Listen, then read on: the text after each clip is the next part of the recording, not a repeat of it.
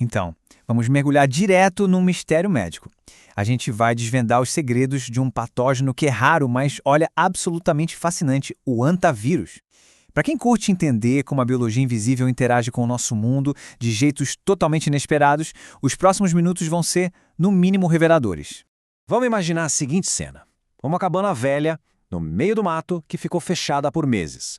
O primeiro instinto ao entrar lá, pegar uma vassoura e varrer toda aquela poeira acumulada, certo? Parece inofensivo, até necessário. Mas é exatamente aí, numa tarefa super rotineira, que um perigo invisível pode estar escondido, só esperando para ser perturbado. O que a gente vai ver agora muda completamente o jeito de encarar aquela faxina num lugar abandonado.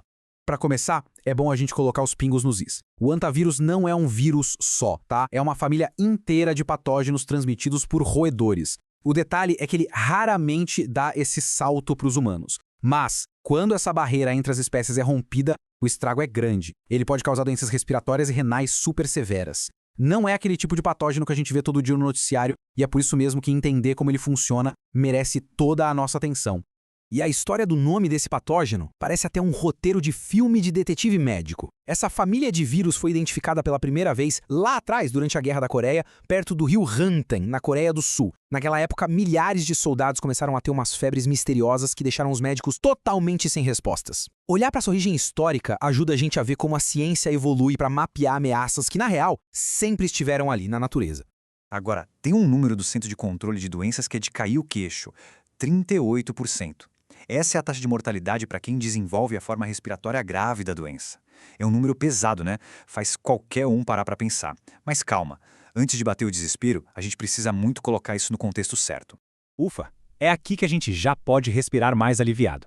Como o pesquisador Liam Brearley deixa bem claro, a esmagadora maioria das infecções por hantavírus simplesmente não chega nesse estágio crítico. Essa progressão tão severa é fora da curva e geralmente atinge quem já tem algum problema de saúde anterior. Na maior parte das vezes, a infecção inicial é leve, ou seja, o nosso sistema imune costuma dar conta do recado sem deixar a coisa sair do controle. E olha que interessante essa pesquisa do virologista Stanislaw Nistal-Vilan. Ela derruba aquele grande mito urbano. Os ratos comuns, de cidade, aqueles de esgoto, não carregam o hantavírus. O perigo real está em umas espécies silvestres super específicas. Nos Estados Unidos, o problema é o rato veado. Aqui pela América do Sul, a gente tem o rato colilargo. E esses dois têm um alto nível de patogenicidade, ou seja, são super perigosos. Já lá na Espanha e no resto da Europa, o vírus aparece em roedores de campo, como os arganazes, mas aí o risco é bem baixo. Resumindo, o perigo depende totalmente do roedor e de onde a gente está no mapa. Outra coisa importantíssima sobre o comportamento desse vírus é o contágio. A regra geral é: o hantavírus não passa de uma pessoa para outra. Ponto. Só que existe uma grande e raríssima exceção: a variante do vírus dos Andes. Ela foi detectada em 1996 lá na região da Patagônia, na Argentina e também no Chile. Essa variante mostrou que sim, a transmissão entre pessoas é possível. Mas, gente, é um evento mega incomum. A ciência diz que, mesmo nesse cenário, precisa de um contato absurdamente próximo, tipo entre casais ou entre pacientes e profissionais de saúde numa UTI fechada. Dando uma olhada na linha do tempo recente, dá para notar como esses surtos esporádicos chamam a atenção do mundo. Em 93, teve um surto no sudoeste dos Estados Unidos que foi um verdadeiro divisor de águas para a ciência, com 27 casos pulmonares. Depois, em 96, veio a descoberta do vírus dos Andes. Dando um salto para 2022, o vírus apareceu naqueles pequenos roedores na Espanha, ligando o alerta por lá. E as notícias mais recentes, como a triste morte da pianista Betsy Arakawa, mostram de um jeito bem doloroso que, por mais infrequente que seja, esse vírus ainda faz parte do nosso ecossistema. Sabe o que torna o hantavírus um pesadelo clínico? O jeito sorrateiro dele agir no corpo. Depois de entrar em contato com o vírus, rola um período de incubação silencioso que pode ir de 1 a 8 semanas. Quando os primeiros sinais aparecem, naquelas primeiras 72 horas, parece muito uma gripe fortíssima. Dá febre, uma dor no corpo terrível e diagnosticar isso logo de cara é quase impossível. A fase crítica mesmo bate lá pelo 4º ou 7º dia. Para a maioria, melhora. Mas para os casos graves a coisa desanda de vez, evoluindo para aquela insuficiência respiratória ou renal super perigosa.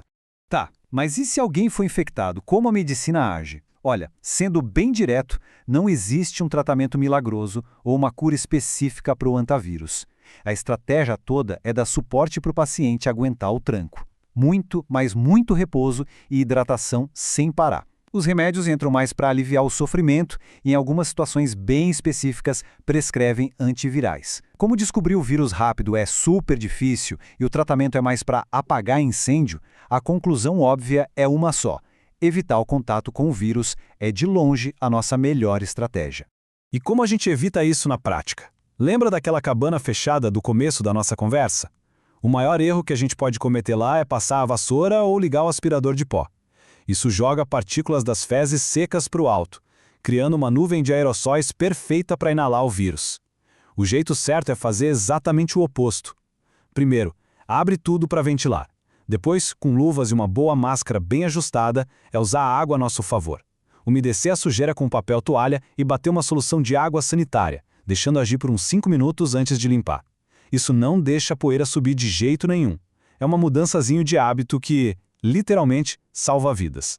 E é exatamente isso que traz a gente para uma reflexão final importantíssima. A ideia de destrinchar um patógeno feito antavírus nunca é espalhar o pânico sobre a natureza. É trocar o medo pelo respeito e, claro, pela preparação. Quando a gente entende a tática do vírus, onde ele se esconde e principalmente como desarmar a bomba com práticas simples, um risco assustador vira algo totalmente controlável. O conhecimento da ciência não serve só para a gente admirar a biologia complexa dos vírus. Ele dá o poder de explorar o mundo natural com muito mais confiança e segurança. E aí? Será que estamos prestando atenção suficiente nos perigos invisíveis que dividem o mundo com a gente?